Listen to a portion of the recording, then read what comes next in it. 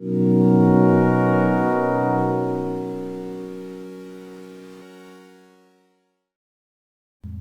start with your come-up story. I mentioned to Chris Collins the other day, it's kind of like you're Spider-Man bit by a spider, and you became a superhero person. So what's your backstory? How did you get to Waco? I was born in Louisville and grew up in Temple, just down the road. Oh wow. And wanted to go see the world, but I was paying for school and got my best scholarships at Baylor. Oh, okay. So I ended up staying in Central Texas. Actually, really one of the first things I saw the power of entrepreneurship was in that scholarship I got. In a Dallas scholarship from the Logan family. Mm-hmm. Her father had a company here in Waco, Mm-hmm. and they endowed an entrepreneurship scholarship, and really got to see how the power of building a business also made you able to really impact individual lives. It changed the trajectory of my life in lots of ways. So it was really neat. And got married. We were moving to Denver, and then my husband's job ended up bringing us back to Central Texas. Yeah. And I really didn't know what a young business major was going to do in the Temple-Waco area, and I ended up, again, kind of seeing the little connections that are made along the way and how important those are. I had a college friend whose father had relocated a plant here to the Waco area. Yeah. And he ended up helping introduce me to the Greater Waco Chamber here. They were actually prepping me for an interview with another organization and ended up offering me a job. And I started in their marketing department in economic development almost 20 years ago. Wow. So I went to school here. So were your friends kind of giving you that kind of disappointed story when you're like, oh, you're staying in Waco, great. And they kind of feel like, oh, that's very nice. You couldn't get a job outside. Yeah, no, I mean, actually our first the beginning of our time back in Central Texas was actually in Temple, and I was making the drive up here, kind of that regional economy piece. And yeah, I mean, we were shocked to be here.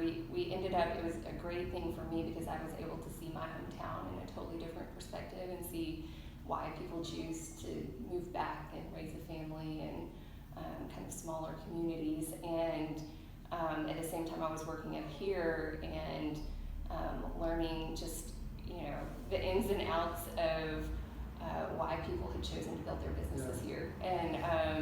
And so it was funny. My first connections to Waco really weren't as an adult, weren't living here. It was being part of the business community. I forgot that you were from Temple. I don't think I ever told you this. I was thinking about this morning as we were driving over here. I was at a birthday party, like a swimming pool party, a couple of years ago, and I ran into you, and we were talking, and you mentioned your husband, and Corbett was standing there talking to somebody, and I know Corbett well. I was like, yeah, look at that guy, isn't he a loser? I said, look at that loser over there, and you're like, yeah, funny. And so we were talking, and then you walked up. And I thought, well, that's kind of funny.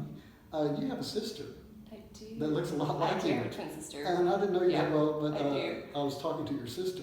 She agreed on whether Corbett was a loser. It was really funny. I was like, and I hadn't been drinking or anything. I thought that was really weird. And then you walked up, and I was like, that's funny. So, but I remember you're from Temple. Yes, so. I am. You have and a twin I have sister? a twin sister. She's down in Houston at Anderson. So, yeah. I saw a picture she was in on Facebook or something recently. I was reminded of that you have a twin sister. So, okay, and that's not what we're here to talk about. I just got to ask, so tell the truth. Did either of you ever use that? Did she take a test for you? Nope, I broke up with one of her boyfriends. For her? For her, Man, probably in 6th grade. That's lovely. Yeah, it's the start of my negotiation skills.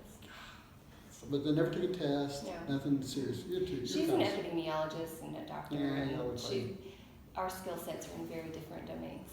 I'll probably like straight-laced, you would never do that. No. If I had a brother twin, we'd have done some bad stuff together, but y'all are straight-laced, I can tell. That's nice. But, so that reminded me you were from Temple. Mm-hmm. So, and then you started with the chamber. Yep, I was there for 10 years. It was a great introduction. I was always in the economic development team, started in marketing, business development, ended up leading the program for the last half of my time there. And the great thing about that is just the exposure to so many different industries.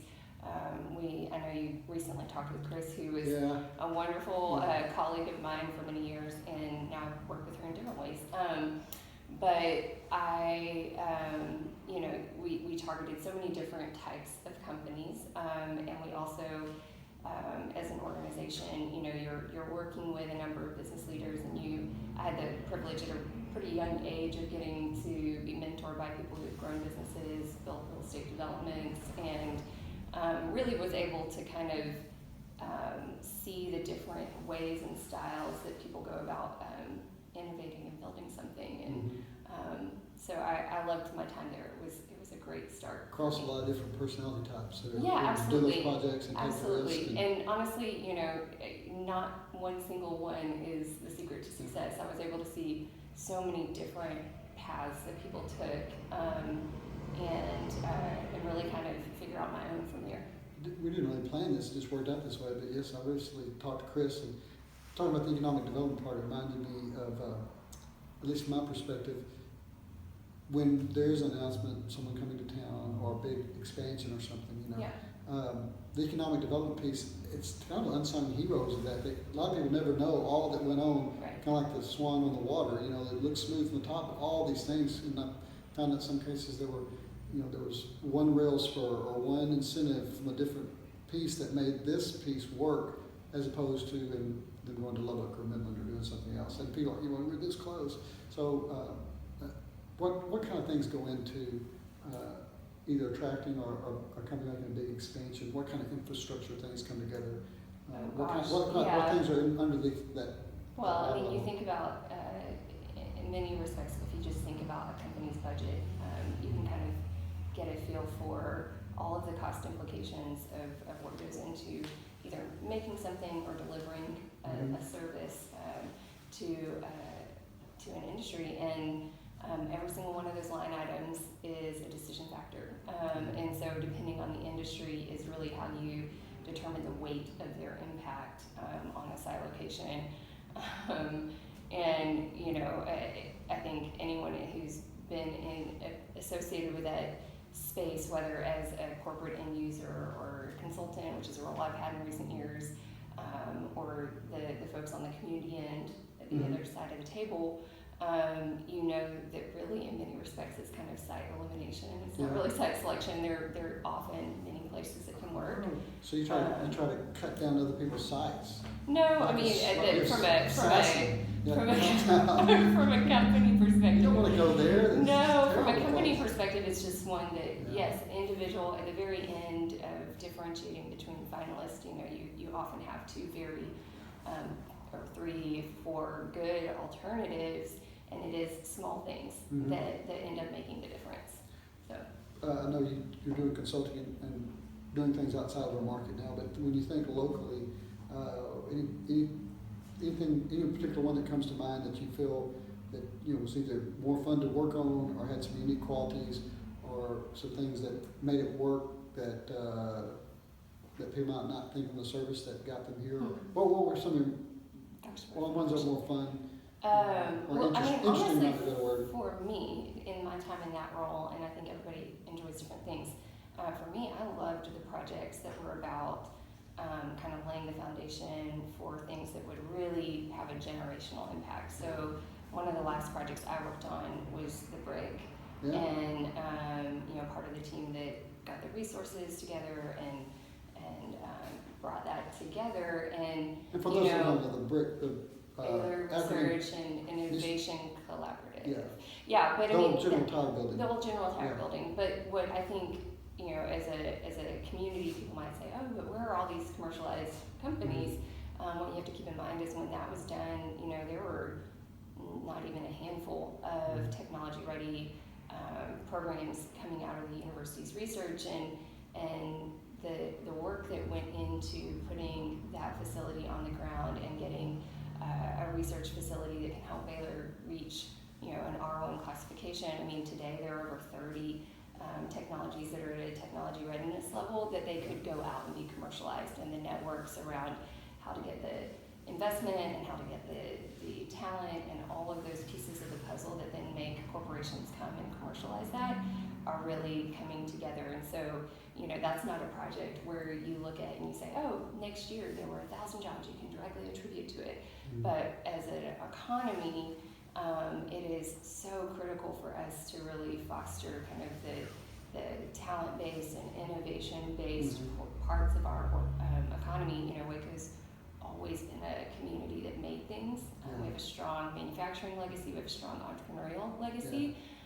Even with the current advent of Magnolia and its impact, you know, it's a creative, you know, spirit that really honors people who create things, right? And being able to do that in the technology space gives us some of the really exponential growth possibilities that you've seen in places like Austin and other places that have been benchmarked around the country.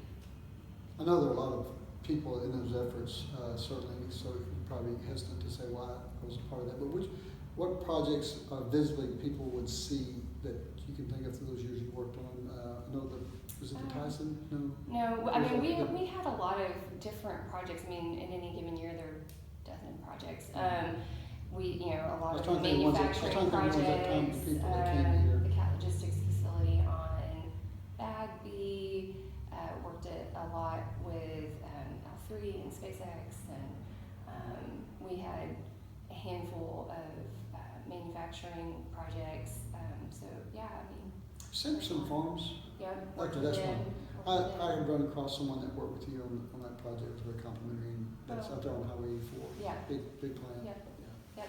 And I think the thing with economic development is it's so important that you're doing projects that represent, and you know, Chris probably spoke to this on y'all's last discussion, but projects that really represent different parts of the economy. So manufacturing certainly is a huge employment sector.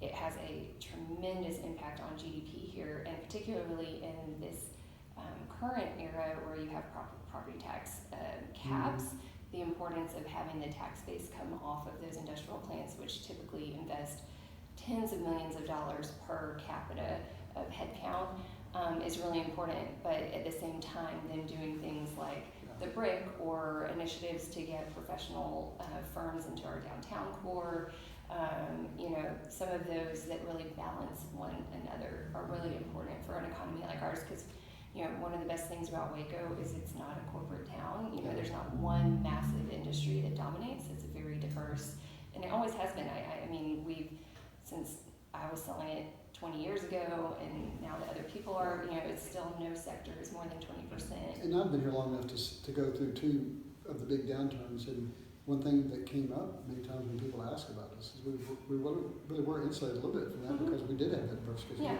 No one sector hit us like some of the other places. You know, the big booms. We didn't have the big booms, but we also didn't have the big falls. Yeah. Now, I will say, so, you know, in my time there, I worked on a great breadth of industries, and I think the difference now in since starting my own firm and really working on the other side of that process in both site location and in development is, you know, in that space I really have ended up focusing far more on like the technology side of projects and really kind of the knowledge-based industries. We'll talk about that real briefly, not briefly, but just you switched over. You're now working with companies that you're representing companies that now work with municipalities and cities and chambers and those type of things now. So you're kind of on the other side of the table. Yeah. So 7 years ago, I always had an entrepreneurial spirit.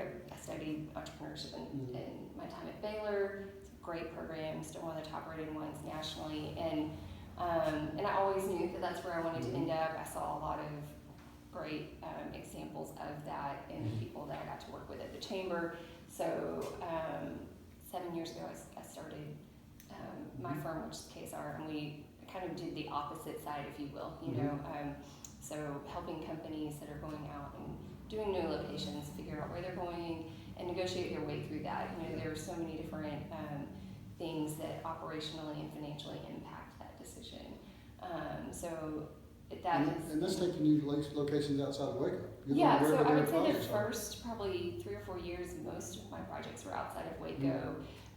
Really was that niche that I found was in very innovative, kind of disruptive industries.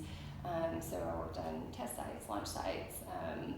Recently worked on projects that are kind of co-working, anchored developments, nanotechnology, production facility. And so Most of those have been outside of Waco, and in the last few years have really had an opportunity to do a little bit more closer to home with more focus on real estate development. Yeah. Yeah.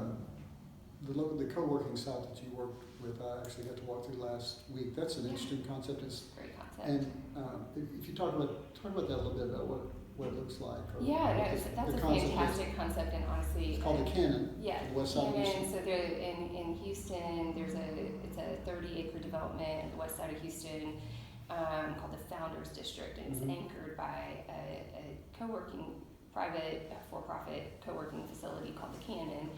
But it's a great concept because it's a group of business leaders that had done equity investments all over the world, came from tremendously skilled backgrounds, very well-known brands in equity investment, and but they weren't doing them in their hometown. And so they came back to Houston and they created a private equity fund, capitalized half a dozen companies or so, really kind of built a niche in that esports industry space.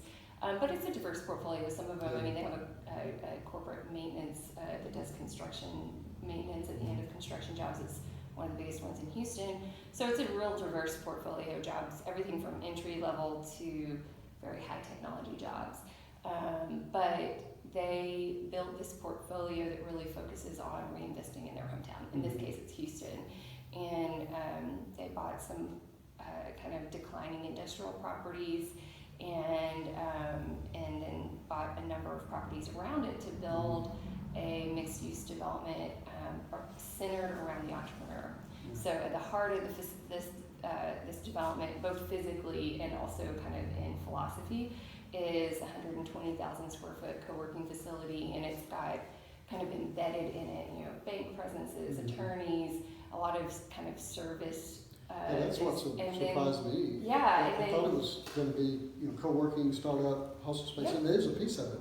But the more I've learned, it's really becoming kind of the new real estate play. Yeah, and for those who don't know, you can rent an individual office there, all the shared space. But I think there was a Fortune 500 company that was taking maybe 20 or 30,000 feet of that thing. A bank went in there, accounting firm, professional services that wanted to be in this high energy space. And for those that haven't seen it, we might can cut in a link to it or something, but it's much like the Google space. It's really neat space, and I can see why just traditional businesses want to be there. Yeah, absolutely. I mean, they've really embraced that entrepreneurship is not just one part, it's a full ecosystem, and there's a very corporate innovation focus on that campus.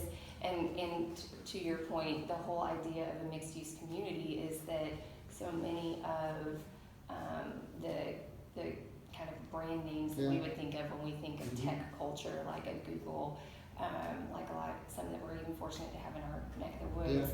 I mean, they build an environment where people stay and they work long hours, and they have everything they need right there. And in this particular project, they're looking to do that both in the commercial spaces and multifamily spaces and work spaces in a single campus. It's a great project, and honestly a great model for communities like Waco that are really trying to foster a similar sense of innovation community. So. Yeah, I talked to an attorney that was going to a space like that, and he moved on his own. He just didn't want to be by himself. He could move to a traditional office and do the traditional office thing. He said, I just don't want to be by myself, know, and put in that space. Some of the bankers down there told me that two of the things they're looking at, some people approached them about just taking the whole floor of an office building and not converting the whole office building, but they have an empty floor, and they're going to do some kind of partnership, or someone that goes in and makes that type of space. I guess, and if it works, they'll do it elsewhere. And then it may not have been them, but another place like a mall site or something, big space that they could use that same concept for just traditional business, not just startups. Absolutely, really and we have, we're so fortunate in Waco. Waco Work has really just pioneered that. New spaces coming out. The hustle space, the same thing. Yeah. For those that haven't been in there, it's really neat to go in there and just get that feel of community and atmosphere of being in there. You bet. It's like I said, I think it's just a real estate place, like the way the real estate. It's funny you say that, because one of the things when I said the comment about site elimination, real estate in and of itself is never the determinant on the site selection project, but in so many instances, it is one of the initial screens to eliminate places. So if you have really comparable ability to access talent or physical locations, supply chain costs, utility costs, and one location can give you a speed to market and a lower capital point of entry because there's something prepared for you to go into, it's going to stay in the mix, and a different one's going to get eliminated. You know, that real estate variable is usually a super small, you know, percentage of the cost per unit of something or the cost of delivering a service. But boy, not having it ready can get you off the list pretty quickly. And, you know, I think that's where, from my standpoint, is I have, you know, had the different hats in this industry, you know, being the one recruiting to the space, helping companies go to new locations, and, you know, especially on those innovative projects, I mean, speed of execution is as valuable as any financial tool you can ever put on the table. You know, flexibility, the ability to understand that very entrepreneurial companies, man, their plans change so much over time, you know, and being able to flex with them, those two things are so critical, but also having space prepared for these companies. I mean, they don't want to put a lot of capital into that space themselves for the most part. And I think as a community, that's something that, you know, leadership has really recognized. You see a lot of these projects and proposals that the cities have gone out for in Waco to try and attract, you know, whether it's office space downtown or sites along the river, you know, creating spaces that these talented people and talented companies are wanting to be attracted to, it's so important. So you've traversed from going to work for the chamber to working for the consultant. Are you entering the equity space a little bit? Are you doing a little development yourself? Yeah, a little bit, yeah. So I mean, I've always I'm bound to get you into space since something you can't talk about. But I can't talk about that. Or economic development. I'd love to tell you. I'd have to kill you. That's right. No. I still have some of that. But you're doing some development. Yeah, absolutely. And I've always loved the real estate side. Take some risks. Hey, let's go. Now we're getting into our space. I am. And I mean, again, I deeply believe in the fact that real estate is one of the ways that people interact with the market. Yeah. You know, when you say that you've visited a place, think about how often you're talking about, you know, a district or you know, when people go to Venice, they don't say that they went somewhere, they say they went to St. Mark's Square. You know, I mean, and real estate really creates the places that people identify with in a community. And you know, it was one of my favorite things I did when I was at the chamber, and it's something I've loved being a part of on the consulting team. And yes, moving forward, I mean, we've done small things like our office here, which we've loved being in the Uptown area, which, I mean, gosh, we've only been here 2 years, and we've seen a lot of change already. It's a growing part of this area. And part of this messaging, I think, is getting the word out too. For so many years, I've heard people talk about, you know, they, especially when they come through school here or any other institutions, they always feel like they have to leave to go somewhere and have an exciting career. And you're a great example of, you don't have to do that. I mean, there's a lot of interesting work, and you can do things faster typically than if you go another route. And there's just a lot of things going on here, and you're a great example of how you can have a great career here and a great quality of life. And of course, it's easier to sell than it used to be, but you get people, so many feel like, well, we just have to leave here to go do interesting work. And give some examples. There's very interesting work here. Interesting work, for sure. Whatever you want to make it. And a community. You know, I mean, we were so fortunate. We have 3 boys. I literally can pick them up from school, and they can go to the library next door, grab books, come be in here. And, you know, we have friends that will be here forever, and we'll raise our kids together. And that is a root and a foundation that you can give kids. That's really unique. You know, we still have a neighborhood where, you know, kiddos run around outside together, and we're really thankful to be able to offer that to our children.